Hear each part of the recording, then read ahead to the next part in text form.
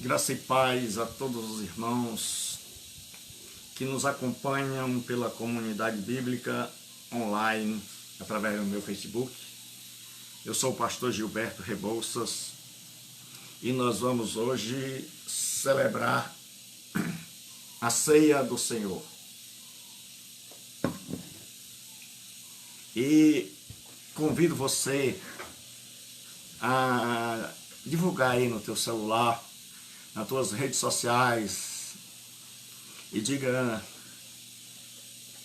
coloque agora aí no Facebook do pastor Gilberto Rebouças, na comunidade bíblica online,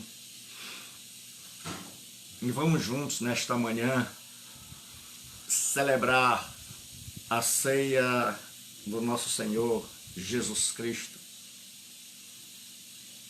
Convido você para uma oração. Senhor nosso Deus e Pai, nós entramos em Tua presença nesta manhã, gratos por mais uma noite, gratos, ó Deus, pela Tua bênção nas nossas vidas, graças te damos, ó Deus, por todas as Tuas bênçãos. Pedimos que neutralize as forças do mal, pedimos que nesta manhã nós possamos comungar, ó Deus, contigo e com o próximo através, ó Deus, da internet, através do Facebook.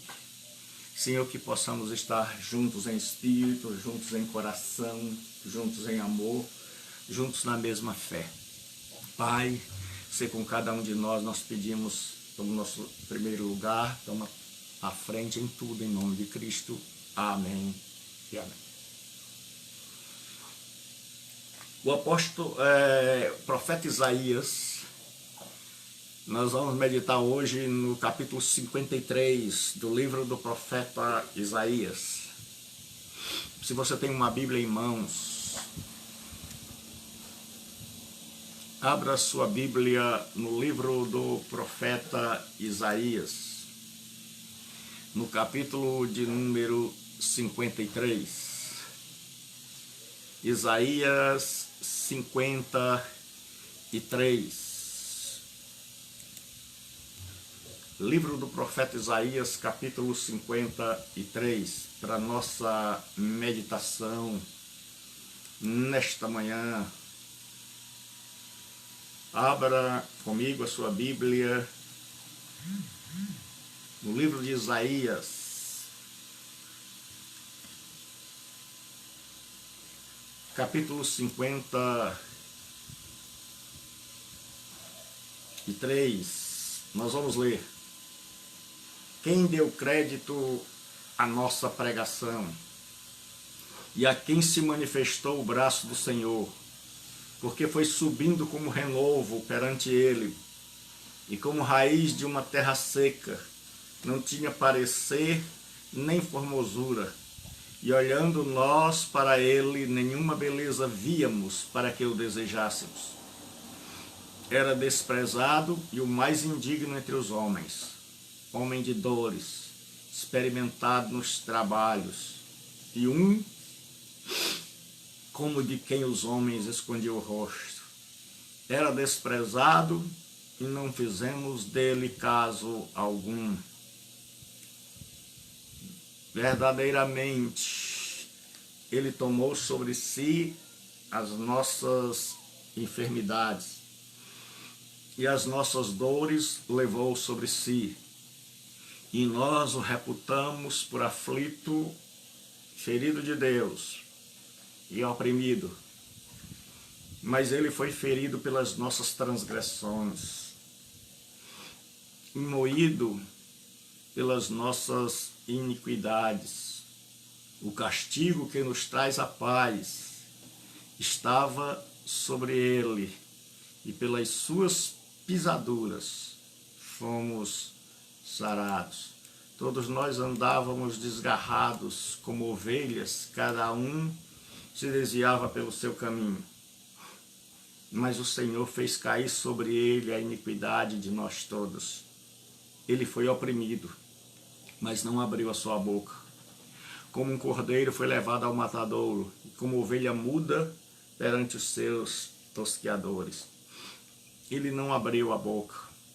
Da opressão e do juízo foi tirado, e quem contará o tempo da sua vida? Porquanto foi cortado da terra dos viventes, e pela transgressão do meu povo foi ele atingido. E puseram a sua sepultura com o ímpio, e com o rico na sua morte. Porquanto nunca fez injustiça, nem houve engano na sua boca. Todavia o Senhor agradou moê-lo, fazendo-o enfermar, quando a sua alma se puser por expiação do pecado. Verá a sua posteridade, prolongará os dias, e o bom prazer do Senhor prosperará na sua mão. O trabalho da sua alma ele verá e ficará satisfeito. Com o seu conhecimento, o meu servo justo justificará muitos, porque as iniquidades deles levará sobre si. Pelo que lhe darei a parte de muitos, e com os poderosos ele repartirá o despojo, porquanto derramou a sua alma na morte. Até o versículo de número 12. Nós temos lido. E foi contado com os transgressores, mas ele levou sobre si o pecado de muitos e pelos transgressores intercedeu. Hoje nós vamos falar sobre qual a nossa atitude diante do Messias. Qual a nossa atitude diante do Messias? Em toda a escritura do Antigo Testamento,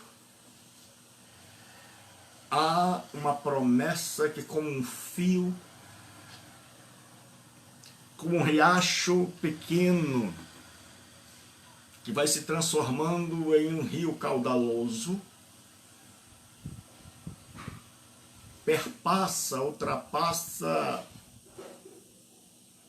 uma promessa de um Salvador.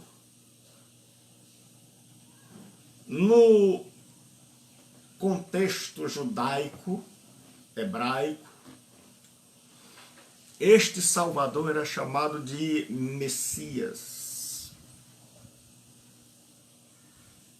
Todos os judeus religiosos aguardavam esta promessa maravilhosa da vinda do Messias.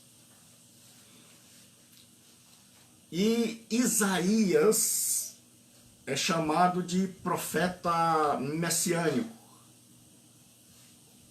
porque ele, o livro de Isaías pode ser comparado a uma Bíblia em miniatura.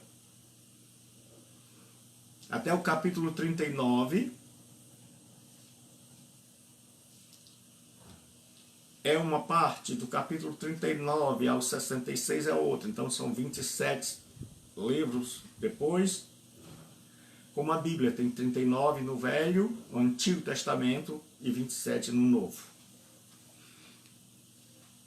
Então Isaías é o profeta messiânico porque ele é o profeta do Antigo Testamento que no 8º século antes de Cristo, 800 anos em média antes de Cristo, ele está vendo e ele está, por inspiração do Espírito Santo, nos dizendo qual a atitude do povo para com o Messias.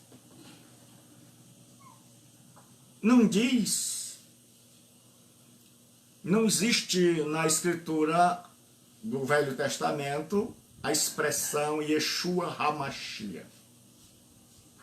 Existe Yeshua, que é a contração de Yehoshua, que é Josué, Oséias, e existe HaMashiach, que é o Messias. O HaMashiach é o Messias, mas ninguém sabia quem era, nem qual era o seu nome. Então esta questão de querer adorar a Deus pronunciando o nome verdadeiro do Messias é bobagem. Porque ninguém no Antigo Testamento sabia qual era o nome do Hamashiach, do Messias prometido. Quando traduziram a Bíblia 200 e poucos anos antes de Cristo, do hebraico para o grego, porque o mundo já estava dominado pela língua grega, a famosa tradução dos 70 ou Septuaginta, traduziram a palavra Messias pela palavra Christos. E é por isso que Jesus é chamado o Cristo. Não é Jesus Cristo como sobrenome, é Jesus o Cristo. É que os escritores do Novo Testamento e nós cristãos acreditamos que Jesus Cristo é o Messias prometido, o Filho de Deus que havia de vir ao mundo, aquele em quem se cumprem todas as profecias do Velho Testamento acerca do Messias prometido. Então ele é o nosso Messias. Mas Isaías vai nos dizer previamente, porque Deus conhece a história, porque Deus nunca é pego de surpresa, como é que esse Messias vai ser recebido? O que esse Messias vai sofrer? E que este Messias de Deus, este enviado de Deus, a palavra Messias quer dizer o ungido. Então nós vamos agora ler a primeira porção. Como o povo da época, em sua grande maioria, via o Messias. E aí o profeta Isaías, pelo Espírito Santo, antevê, prevê e escreve. Quem deu crédito à nossa pregação? É a primeira pergunta que ele faz. E a quem se manifestou o braço do Senhor? Nesta primeira parte ele vai mostrar como o Messias será visto. E ele vai falar da rejeição do Messias. Que este Messias prometido por Deus, anelado pelos homens, será rejeitado por estes que o esperavam.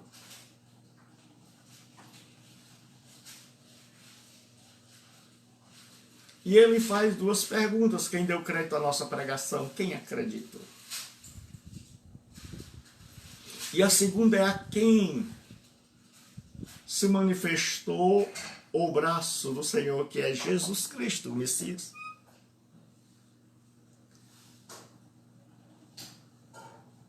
É como se ele estivesse perguntando: quem conseguirá enxergá-lo? Quem conseguirá discernir que esse Jesus humilde é o braço do Senhor, o Messias prometido na Escritura? E aí ele vai mostrar a manifestação humilde, a entrada humilde de Jesus na história humana. E Jesus será rejeitado porque Jesus não vem de acordo com a cartilha humana. Porque os homens querem e queriam um Messias, mas querem um Messias do seu jeito, um Messias segundo eles, um Messias segundo o que eles planejaram, um Messias que venha não para que eles façam o que Deus quer, mas um Messias que venha para fazer o que nós queremos. E aí diz assim, porque foi subindo como renovo perante ele, e como raiz de uma terra seca, não tinha parecer nem formosura, e olhando nós para ele, nenhuma beleza víamos para que o desejássemos. O profeta Isaías prediz que Jesus, o Messias, não chegaria fazendo o mundo tremer, não chegaria abalando as estruturas com uma entrada triunfal na raça humana.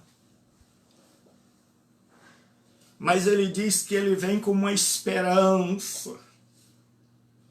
Ele diz porque foi subindo como renovo, como uma pequena planta, perante ele, o Pai, e como raiz numa terra seca. Quando você mora em uma terra seca, em uma terra de pouca chuva, uma pequena planta, um pequeno broto, uma planta que nasce em meio a uma terra rachada, ensolarada, esperança.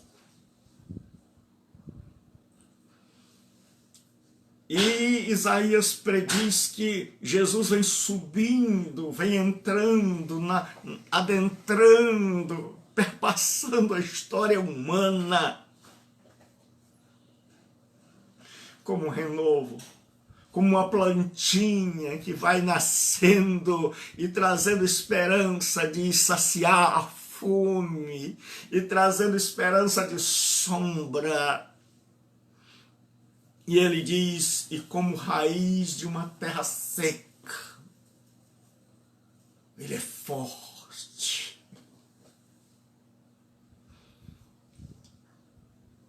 Ele não é forte fisicamente, porque hoje nós temos tanta gente fortalecendo o corpo, mas que esqueceram em grande parte de fortalecer o caráter, a mente, a alma. E diz que Jesus é como uma raiz que brota em um chão rachado. Jesus é essa raiz que brota num chão rachado como o meu coração e o teu coração, rachado pela seca da vida, porque nós esperamos que as chuvas viessem, mas ela não veio. E aqui Isaías está descrevendo um povo que espera a chuva, mas a chuva não veio, mas de repente, em meio à sequidão da existência, em meio à estiagem da vida, brota uma planta que traz esperança, brota um ser forte, um ser que tem raízes que irrompem, que ultrapassam a terra seca. Aí ele diz que esse ser não era o que os homens queriam, não era o que os homens esperavam. Diz assim, não tinha parecer nem formosura. E olhando nós para ele, nenhuma beleza víamos para que o desejássemos. Isaías profetiza dizendo que Jesus viria, mas não viria numa carruagem, não viria com glamour, não viria com poder humano, não viria como Messias político, mas ele viria como um homem do povo, não tinha parecer nem formosura, e olhando nós para ele, nenhuma beleza víamos para que o desejássemos. Isaías está dizendo que aqueles que buscam um reino material, aqueles que se preocupam com o exterior, aqueles que só conseguem enxergar com os olhos e não com o coração, aqueles que só veem beleza do lado de fora, física, aqueles que são incapazes, cegos, para enxergarem a beleza do caráter, não se sentiriam atraídos por Jesus, o Messias. E porque o Messias veio do jeito que eles não queriam, eles rejeitaram. Diz assim, era desprezado e o mais indigno entre os homens, homem de dores e experimentado nos trabalhos, e como um de quem os homens escondiam o rosto. Era desprezado e não fizemos dele caso algum. É isso que Isaías vai nos dizer. Diz que porque Jesus não veio segundo as nossas expectativas, porque ele não veio fazer o que realmente nós queríamos que ele fizesse, ao invés de nós perguntarmos a ele o que ele queria que nós fizéssemos. Porque hoje ainda é assim. No lugar de nós dizermos a Deus, Senhor, o que queres que nós façamos, nós já temos tudo anotado, o que ele deve fazer. Parece que nós é que somos Deus e ele é a criatura. E em muitas horas, se você for sincero, você vai admitir, vai dizer, pastor Gilberto Rebouças, é verdade. Nós queremos dizer o que Deus tem que fazer, que ele tem que acabar com a pandemia agora, que tem que dar um jeito porque nós estamos querendo voltar a trabalhar. Por que ele fez isso? Se não fez, porque permitiu? Se permitiu, por que nós estamos sofrendo? Então nós queremos ensinar a Deus a ser Deus. Nós já sabemos o que nós queremos para nós. Graça e paz. Continuemos. Infelizmente o sinal da internet caiu, mas já foi restabelecido e nós vamos dar continuidade ao nosso sermão. Então diz que nenhuma beleza víamos para que o desejássemos. Ele não veio segundo os nossos desejos, ele não veio porque hoje nós vivemos em um mundo antropocêntrico. E o que é um mundo antropocêntrico? É um mundo onde tem o antropos, que é o homem, e o centro. Antropocentrismo é a crença de que o homem é o centro. Então Deus existe para abençoar esse homem, para curar, para resolver seus problemas de ordem financeira, de ordem sentimental e de todas as ordens. Mas esse homem é o centro. Por isso é chamado de antropocentrismo, é o homem como centro. Mas existe o teocentrismo, que é teos, ou theos, Deus. Deus é o centro. E o que a Bíblia ensina não é que o homem é o centro, mas é que Deus. Não é o que Deus pode fazer por mim, é o que Deus quer que eu faça para Ele. Não é Deus me servindo. Sou eu o servindo.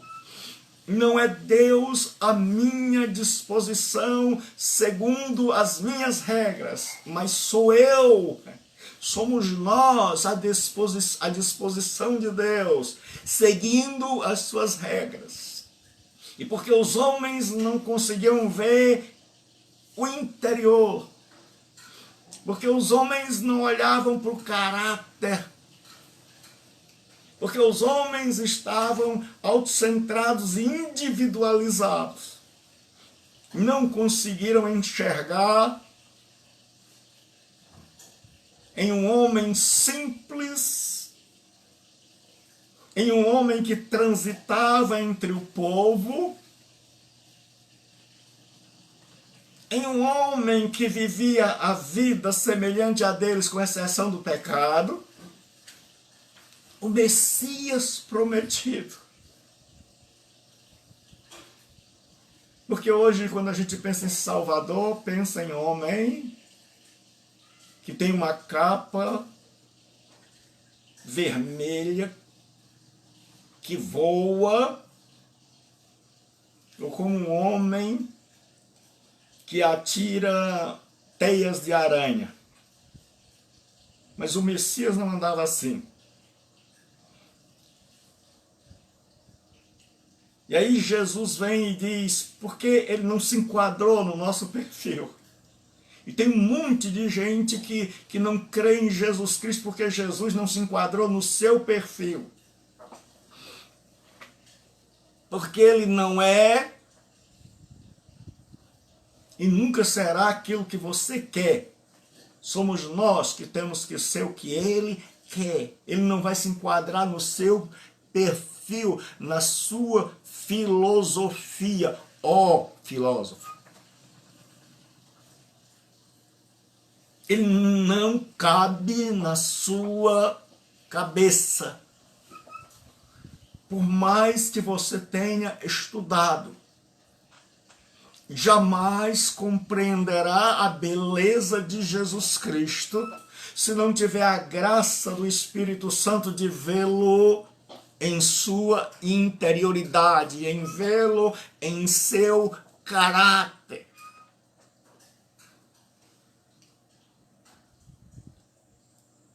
E aí a Bíblia diz que essa rejeição culmina quando diz assim, era desprezado e o mais indigno entre os homens. Homem de dores, alguém que sofreu. Jesus não veio aqui como um menino mimado.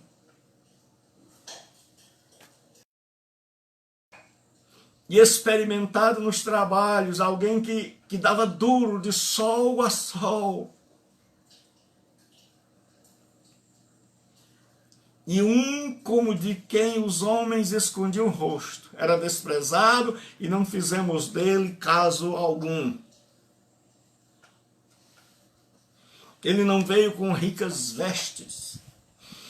Ele não veio como um rei segundo os homens, de carruagem, com servos, que deitavam-se naquela época como degraus para os seus senhores subirem suas costas e alcançarem suas carruagens. Não, ele vem como um homem do povo, como um homem comum, de fibra, como uma raiz que rasga uma terra seca, endurecida pelo calor do sol. Ele vem como uma planta que traz esperança aos desesperados e desesperançados. E diz, mas por que ele veio assim? Os homens o rejeitaram. E hoje é assim. Hoje as pessoas querem um Jesus segundo a sua vontade.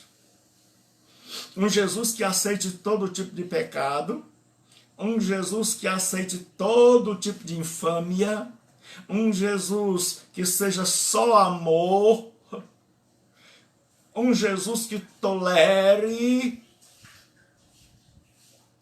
Um Jesus que fale só o bem, que passe a mão na cabeça. Um Jesus que não critique, que não exija nada.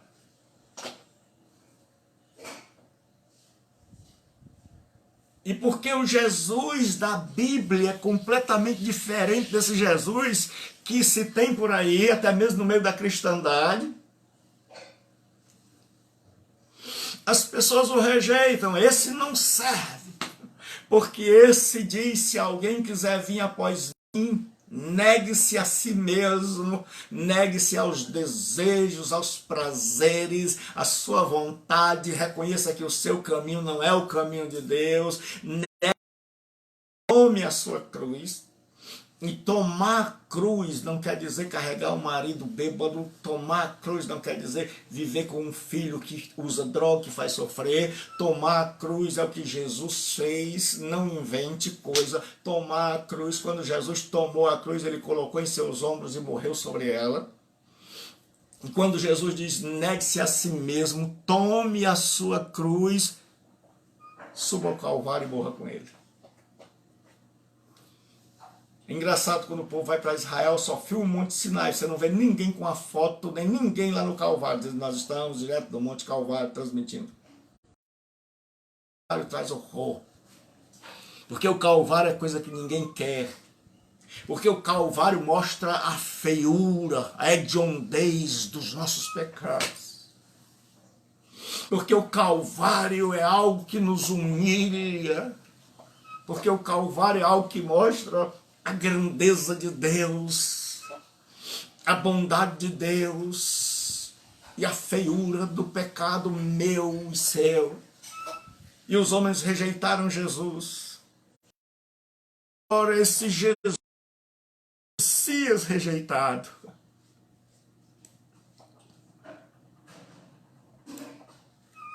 vai ser um Messias revelado.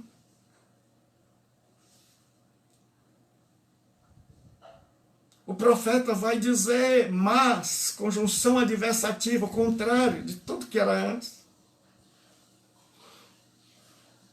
O que Isaías diz mais? Isaías diz, olha, ele não se enquadrou no que vocês queriam. E você que está me ouvindo hoje, não o quer porque ele não se enquadra. Porque ele não veio para fazer o que você quer, veio para mudar a sua vida, para que você faça o que ele quer.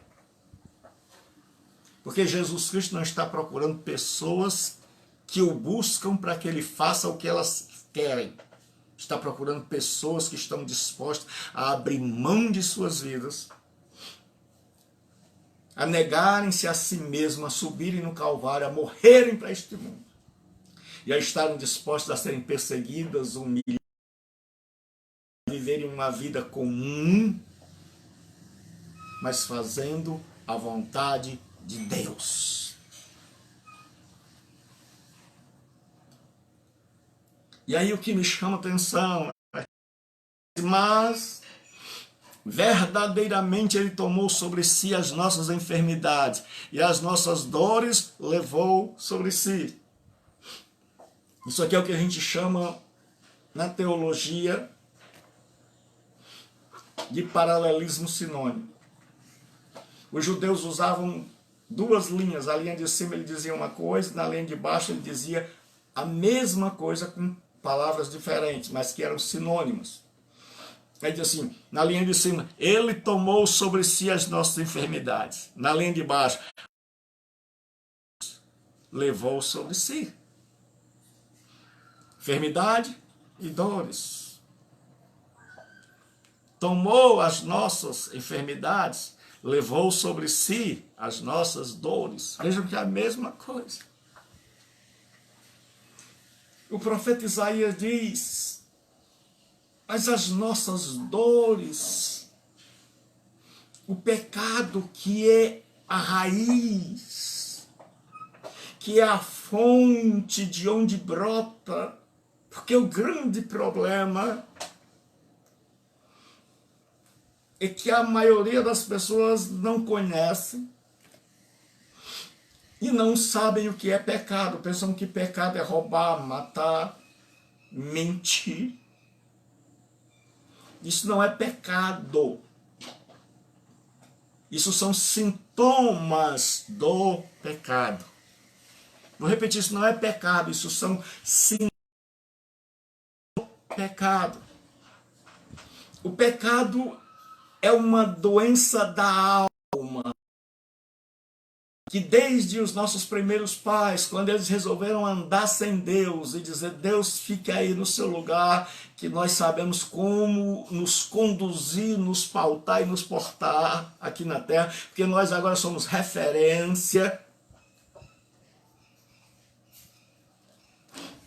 Quando o homem esqueceu a Deus e rompeu com Deus, houve uma ruptura teológica.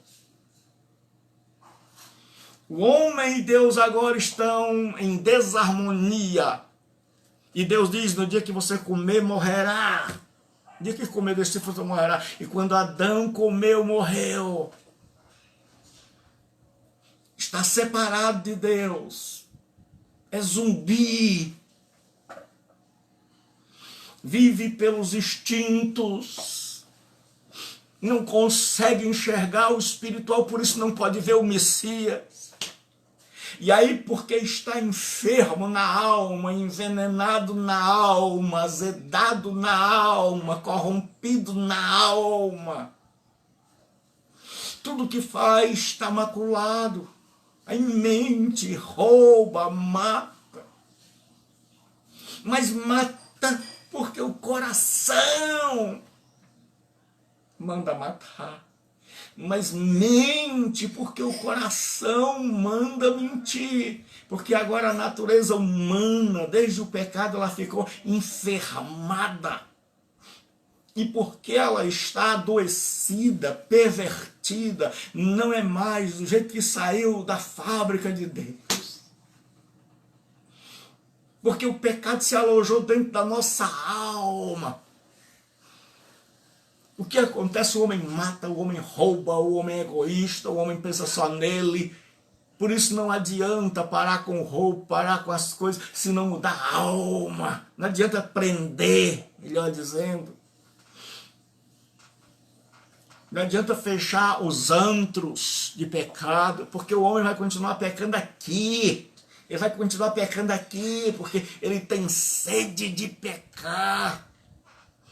Ele vai continuar mentindo para si mesmo. Quanta gente que me ouve hoje está mentindo para si mesma, dizendo que é boazinha, que é maravilhosa, glória a mim, louvado seja eu. Você não é o que a sua mãe pensa que você é. Nós somos maus. Davi disse, eis que eu nasci em iniquidade e em pecado, me concebeu minha mãe. Nós precisamos desesperadamente desse Messias que se revela. E se revela a gente humilde de coração. Por isso ele diz, bem-aventurados os pobres de espírito, porque deles é o reino dos céus. Esse Messias revelado assim, mas ele foi ferido pelas nossas transgressões e moído pelas nossas iniquidades. O castigo que nos traz a paz estava sobre ele. E pelas suas pisaduras nós somos sarados. Sabe quem matou Jesus? Os meus pecados e os seus. Porque a Bíblia diz, mas ele foi ferido pelas nossas iniquidades. Ele foi. Está na voz passiva. Ele foi ferido. Quem é o agente? Pelas nossas transgressões. E ele foi moído pelas nossas iniquidades. Jesus só sofreu o que sofreu, passou o que passou, enfrentou a cruz para salvar pecadores como eu e você. Pecadores miseráveis que precisam desesperadamente de alguém que assuma o nosso lugar. E a revelação, esse Messias revelado é que Isaías nos diz que este Messias viria e veio e tomou o meu lugar, e tomou o teu lugar, e disse, Gilberto, saia.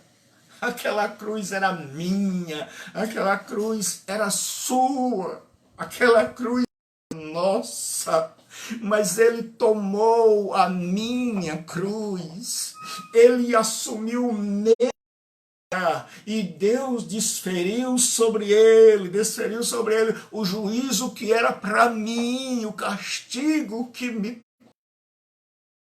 estava sobre ele, pelas suas pisaduras eu fui sarado.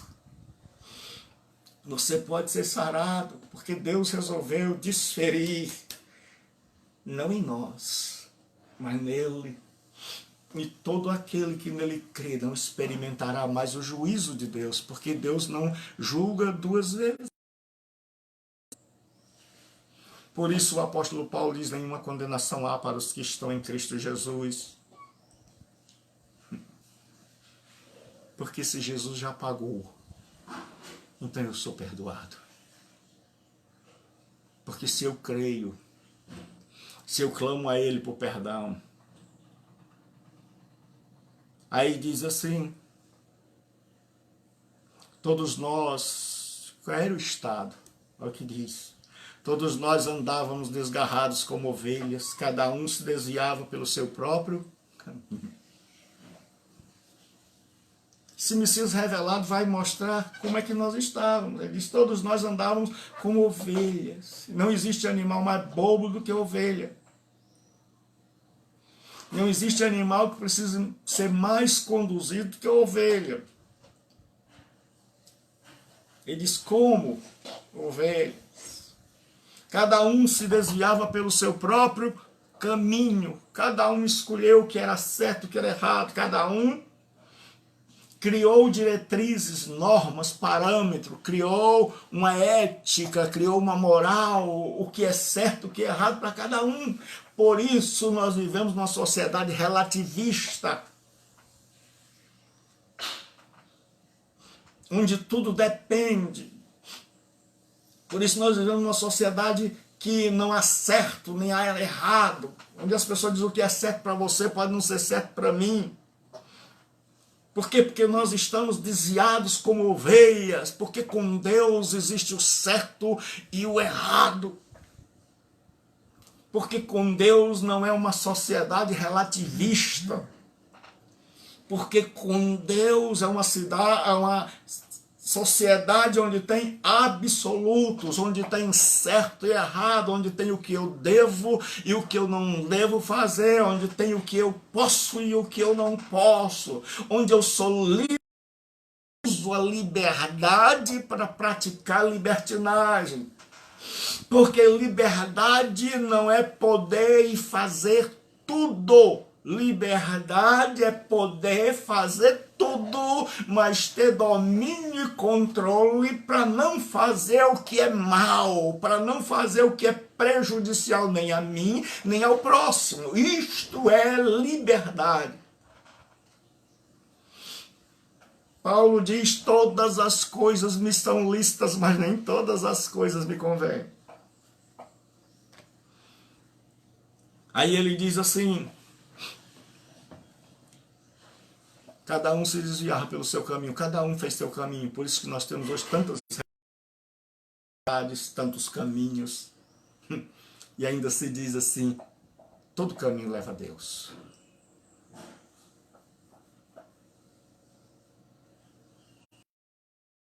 Desviadas, cada uma pelo seu caminho. Cada uma vai para um lugar, como é que elas vão se encontrar lá no fim? Que lógica é essa? De onde você tirou essa lógica? Um vai para o norte, o outro vai para o sul, um vai para o leste, o outro vai para o oeste. Como é que lá no fim eles vão se encontrar? Claro que cada dia eles vão estar mais longe. Se eu for para o norte, você vai para o sul, cada dia nós vamos estar mais longe.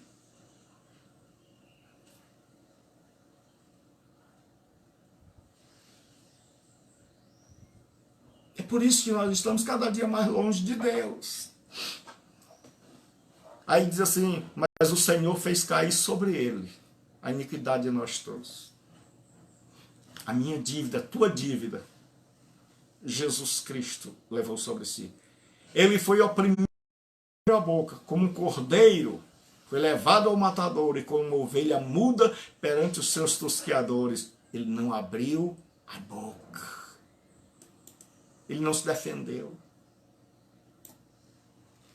Ele não injuriou. Ele não amaldiçoou os que o maltratavam. Pelo contrário, ele curou a orelha decepada por Pedro, de um dos que vieram prendê-lo.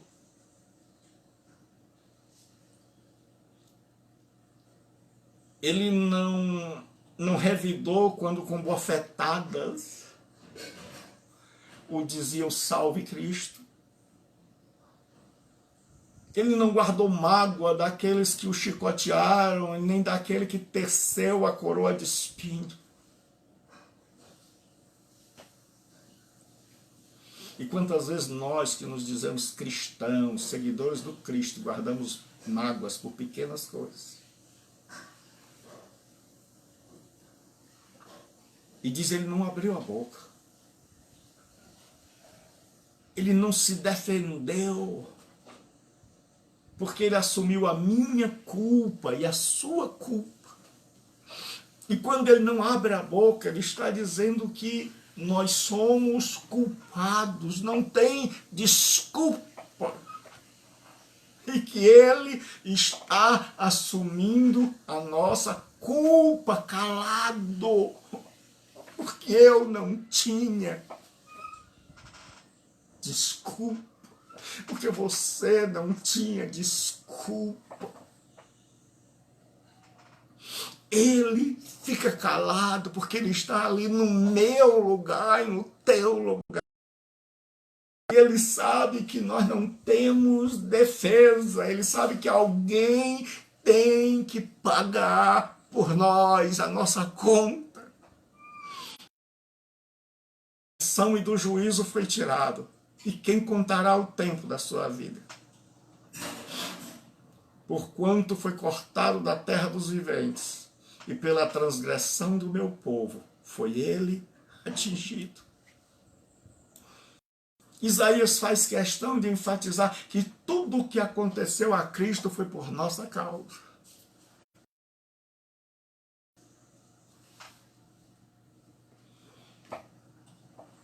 Que ele foi tirado. E uma tradução possível do hebraico é de um juiz opressor. Ou seja, ele foi julgado, sendo inocente, ele foi condenado. E se você observar o juízo de Jesus Cristo, o julgamento, você vai ver que o julgamento não se sustenta, não tem base para incriminar Jesus Cristo. Mas quem está morrendo ali é alguém que nos substituiu. Por isso ele fica calado. Porque não há o que dizer, eu não sou bom, você não é bom, boa, nós somos perversos e nós temos... Porque o mal está lá na alma. Quanto melhor você se acha, pior você está. Mais cego você está. Nós vivemos uma sociedade de gente cega, que não consegue se ver, que se acha a última bolacha do pacote, a última gota d'água do deserto, que se acha o máximo, e que não conseguem se ver como pecadores, desobedientes, transgressores, que diante de um tribunal que pode vasculhar as entranhas e perscrutar o mais íntimo do coração, nossa maldade vai aflorar e todos vão ver quão maus nós somos. E diz que ele foi atingido, ele foi morto por causa das nossas transgressões, e diz o que acontece. E puseram a sua sepultura com os ímpios e com o rico na sua morte, porquanto nunca fez injustiça, nem houve engano na sua morte. O profeta nos diz que ele tem uma morte que é contraditória.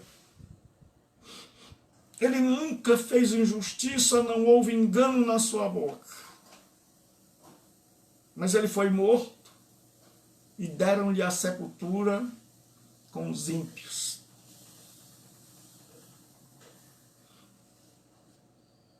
Ele nasceu, viveu e morreu e foi sepultado com gente ruim, ladeado de gente ruim. Jesus não era aquele tipo de espiritual que se isola, que a espiritualidade dele pode ser contagiada pelos outros e aí ele vem a enfraquecer, a se desviar, não. Jesus é aquele que convive com os pecadores, que janta com eles, que transita entre eles, que fala com eles, que morre do lado deles, que é sepultado com eles, mas que nunca será um deles. Espiritualidade enfraquecida, adoecida, não resiste. Porque muitos que dizem que são santos, porque estão dentro dos templos, porque não conseguem transitar, porque não conseguem resistir a este mundo, porque sua espiritualidade não resiste a um teste com os pecadores, com os ímpios, porque não pode ir lá, porque se for fica. Mas Jesus foi até a sepultura, mas não ficou lá. Ele não ficou lá. E diz assim: todavia, ao Senhor agradou moê-lo. Todavia, ao Senhor agradou moê-lo, fazendo-o enfermar. Quando a sua alma se puser por expiação do pecado, verá a sua posteridade e prolongará o bom prazer do Senhor e prosperará na sua mão. O bom prazer do Senhor e o bom prazer do Senhor prosperará na sua mão. A partir do questão da ressurreição. Esse Messias rejeitado, esse Messias revelado é o Messias ressuscitado. É o Messias que não ficou na morte. E aí olha o que diz: todavia ao Senhor agradou moê-lo. E parece que Deus tem prazer na morte de Cristo. E por que Deus tem prazer? Será que Deus gosta de ver seus filhos sofrendo? Não. É porque Ele tem prazer, porque Ele sabe que a morte de Jesus vai redundar em salvação para milhões, em perdão para gente ruim como eu, como você, para gente que consegue olhar para dentro de Cristo e ver a sua beleza, para gente que consegue olhar para dentro de si mesma e enxergar a feiura, para gente que busca o perdão de Deus e que sabe que Jesus Cristo é a solução.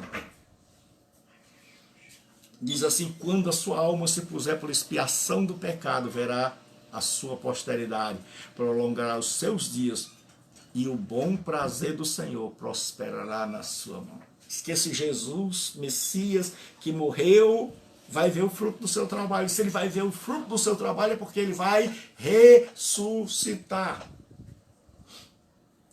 Muitos perguntam, pastor Gilberto, por que Jesus morreu e foi enterrado numa sepultura, foi colocado numa sepultura que nem era dele, era emprestada? E eu respondo sempre: porque ele não tinha planos para ficar lá muito tempo, era só o final de semana. Era só na sexta ele seria enterrado e no domingo ele sairia de lá.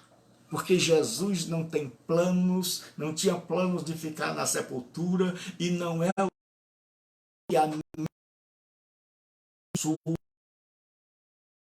numa tumba fria, mas um dia ele há de nos ressuscitar e nós subiremos com ele para a glória, porque ele é aquele que ressuscitou, ele morreu em meu lugar, ele ressuscitou e irá nos ressuscitar.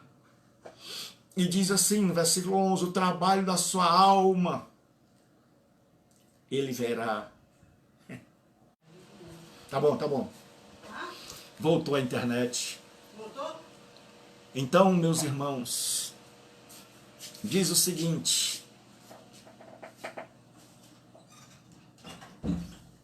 com o trabalho da sua alma ele verá e ficará satisfeito. Jesus Cristo, quando ressuscitou, ele não é um ser decepcionado por ver que tanta gente não o aceita. Ele é alguém que fez a sua parte. Ele é alguém que alcançou vidas. Se só existisse você, ele teria vindo para salvar você. Ele não é alguém frustrado, alguém amargurado, insatisfeito, porque ele não se dobra diante dele. Ele é aquele que valoriza, ele verá o seu trabalho e ficará satisfeito. Subiu ao céu e está satisfeito e está feliz, porque ele sabe que muitos e muitos e muitos, milhões e milhões, estão conseguindo ultrapassar a barreira do que é visível, tangível, palpável, concreto, para ver a sua beleza gloriosa dentro, seu poder, a sua esperança, perdão, que ele é o único que oferece perdão e é o único que é digno de receber a minha vida e ser seguido. Porque foi o único que morreu por mim. Porque é o único que nunca vai me desamparar e porque está feliz com aqueles que eu aceito.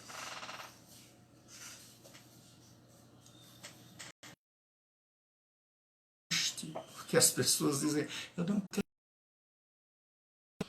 eu não quero esse Jesus. Coitado não é de Jesus, coitado.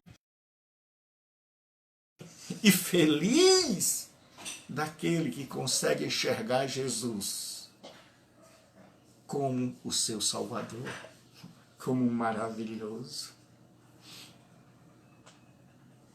E aí ele diz assim, esse Jesus ressuscitado, o Pai diz, pelo que lhe darei a parte de muitos, e com os poderosos repartirá o despojo, porque derramou sua alma na morte, e foi contado com os transgressores. Ele foi associado aos transgressores, infelizmente caiu mais uma vez, e diz assim, porquanto derramou sua alma na morte, foi contado com os transgressores, mas sobre si o pecado de muitos, e pelos pecadores intercedeu. Hoje nós temos o Messias do céu que intercede por nós. Eu quero convidar você a dizer, o Messias foi rejeitado, porque foi incompreendido, porque veio como um ser humano, porque valoriza a beleza humana. Não a beleza exterior, mas a beleza intrínseca interior, porque nós somos feitos à imagem e semelhança de Deus. Ele assumiu o meu lugar e o seu lugar, e não se defendeu, porque nós éramos indefensáveis. Mas ele foi atingido e traspassado pelo meu pecado e o seu, para que a paz venha sobre nós, para que o perdão venha sobre nós. E o profeta Isaías diz que todos nós andávamos desgarrados, todos nós andávamos segundo os nossos caminhos. E ele veio para ser o nosso pastor. Ele diz, eu sou o bom pastor dá a vida pelas ovelhas. Ele diz, eu conheço as minhas ovelhas, eu as chamo pelo nome e elas me seguem. E hoje Jesus Cristo te chama, você que está aí do outro lado, você que consegue encontrar, você que consegue ver naquele Cristo sofrido, o poderoso ressuscitado. Esse que hoje está sentado à direita do Pai, intercede por nós. E nesta hora nós vamos ceiar. Vem aqui. Nós vamos ceiar em nome de Jesus. Nós vamos orar pelo Ele vai orar pelo pão e pelo vinho. Levante aí o pão e o vinho, para que a gente possa orar. Amado Deus, Pai Celeste, te louvamos, ó Deus, por essa maravilhosa oportunidade de podermos participar, Senhor, do vinho e do pão, simbolizando, Senhor, a morte e ressurreição de Jesus Cristo. Abençoa poderosamente, possa ser abençoado por Ti, no nome de Jesus.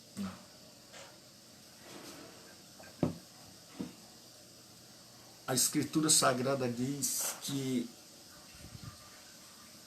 o Senhor Jesus, na noite que foi traído, tomou o pão, tendo dado graças, disse: "Este é o meu corpo, que é partido por vós. Fazei isto em memória de mim." Santa Ceia é a evidência da comunhão entre o povo de Deus, de que nós somos um.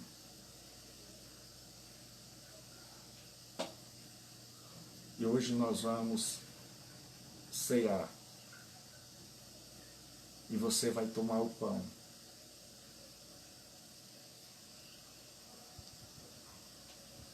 E eu vou tomar o pão. E Jesus disse: "Isto é o meu corpo, que é partido por vós. Fazei isso em memória de mim." Tomai e comei.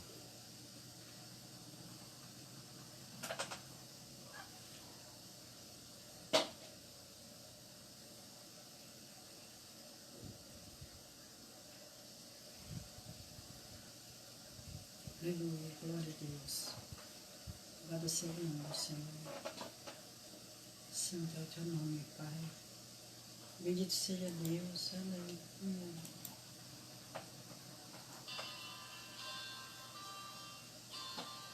Glória a Deus.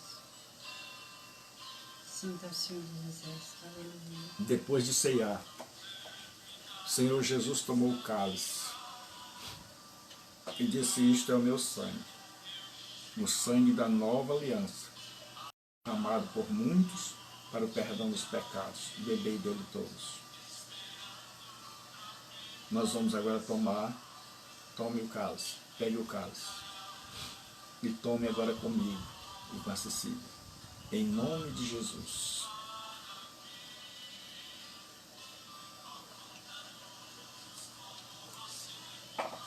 Oh, glória. Bendito seja Deus. Aleluia.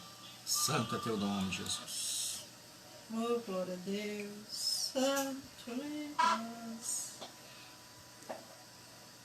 Nós louvamos a Deus por mais um dia, por mais uma ceia, que nós podemos cear na comunidade bíblica online. Que Deus abençoe a sua família. Que Deus abençoe o seu lar. Que esse Messias não percebido, não visto, não contemplado pelos homens, seja contemplado por você. Que você não meça, não quantifique, não valorize uma pessoa pelo exterior, mas que você possa ver o que está em seu caráter, em suas entranhas, o quanto ele é forte, não do lado de fora, não nos músculos. Tem tanta gente quebrando a cara, porque está procurando alguém marombado, alguém talhado nas academias, mas que não sabem quem tem fibra. Que esse Jesus Cristo que nos substituiu possa ser exemplo, para que assim como Ele deu a vida por nós, nós possamos entregar nossa vida a Ele. Que não seja o antropocentrismo, que o nosso antropocentrismo, nós no centro, seja banido, e que Jesus seja o centro das nossas vidas e de onde irradiam as nossas atividades. Eu quero dizer uma coisa: Jesus morreu e ficou satisfeito com o seu trabalho e com o fruto do seu trabalho, que somos nós. E Ele vive para interceder por mim e por você. E se você não está andando direito conforme a vontade de Deus, há um intercessor no céu, há o Espírito Santo na terra. Eu vou orar agora para que Ele nos perdoe, para que Ele esteja conosco. E nós vamos encerrar essa Santa Ceia, essa transmissão, em nome de Jesus. Pai, nós te agradecemos, ó Deus, por este momento. Nós queremos orar por esta pessoa que não é cristã ainda. E essa pessoa que nessa hora reconhece seus pecados, reconhece seu erro e pede de ti o perdão, porque confia que Jesus Cristo a substituiu na cruz do Calvário. Eu oro a ti, ó Deus, por aqueles que descobriram que viviam para fazer suas vontades, mesmo estando nos teus caminhos, mesmo achando que estavam te servindo, na verdade queriam que tu, meu Senhor, os servisse. Mas que hoje estão profundamente arrependidos e querem banir o homem do centro e colocar Deus no centro. Que não seja o que eu quero, mas o que tu queres. Porque eu não sei nada, tu sabes todas as coisas. Então, ó Deus, converta essa pessoa que estava dentro do templo de pedra. Essa pessoa, ó Deus, que imaginava-se te seguindo, mas que não estava te seguindo da maneira correta. E continuou, apesar de frequentar uma igreja, andando em seus próprios caminhos, traçando seu próprio destino, sonhando seus próprios sonhos e exigindo que o Senhor se curvasse, e na sua ignorância, essa pessoa continuava pedindo que o Senhor cumprisse seus planos. E nós dizemos: faça-se a tua vontade. E ajuda-nos, converte-nos e seremos convertidos. Nós te pedimos e nós te agradecemos, Pai, em nome de Jesus. Queremos terminar com os avisos. Nós criamos 2 instrumentos para abençoar a sua vida, para levar o Evangelho. Eu fui chamado por Deus para que nesse período de pandemia eu utilizasse das redes sociais para levar o Evangelho, que já leva algum tempo, bastante tempo. E para isso eu criei um canal no YouTube, onde eu estou colocando os sermões que prego para que estejam sempre ali, para que você possa ouvir e ouvir e ouvir, e para que outros possam ouvir. E o meu canal no YouTube é Gilberto Rebouças, tudo minúsculo, porque tem um Gilberto Rebouças maiúsculo. Você pode ir lá, deixar seu comentário, clicar no sininho que tem lá em cima, para receber as novas postagens, e clicar na mãozinha que tem assim, onde tem like, que é gostei. Por quê? Porque quando você faz isso, quando as redes sociais percebem que um canal é visitado, é comentado, é curtido, é likezado, eles vão subindo esse canal, eles vão dando mais visibilidade. Quanto menos comentário, quanto menos like, mais lá embaixo, mais no fim da fila o canal fica. Mas se você acredita que as pregações,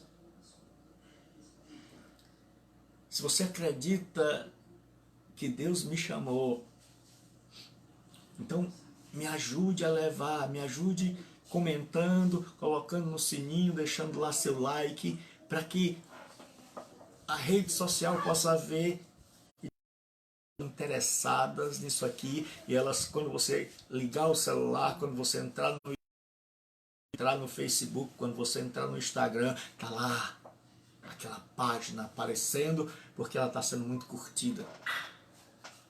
Tá lá aquele canal, porque ele tem o seu comentário, ele tem um sininho, porque ele tem o seu like.